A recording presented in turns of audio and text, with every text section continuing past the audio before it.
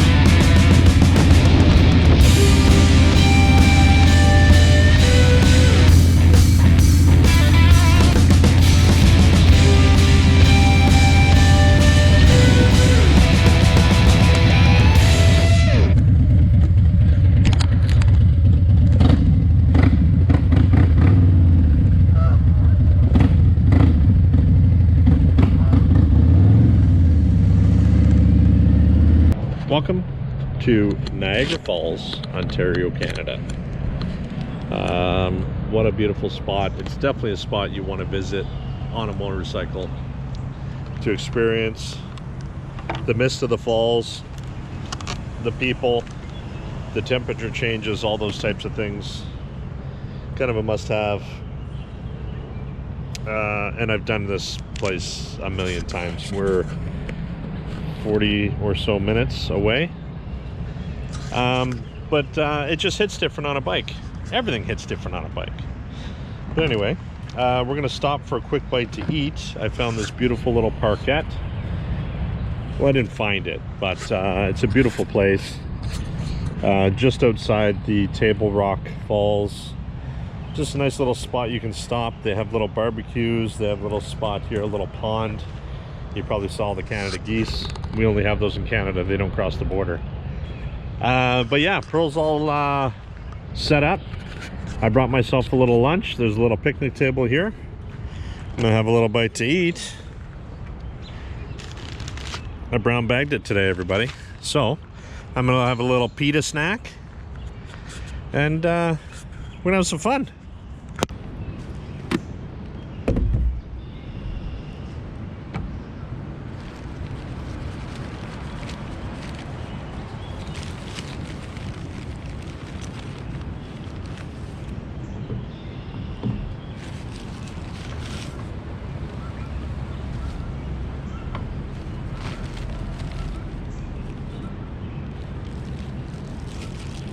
They marked on it lunch for me at the pita pit. I bought this yesterday.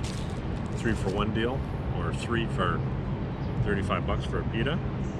And the girls were like, oh, why don't you take it for lunch tomorrow? I was like, not a bad idea. I think I will. So, sauce is on the side. Oh no, there's a big truck coming down the road that's gonna be cleaning. Hopefully it's not too loud.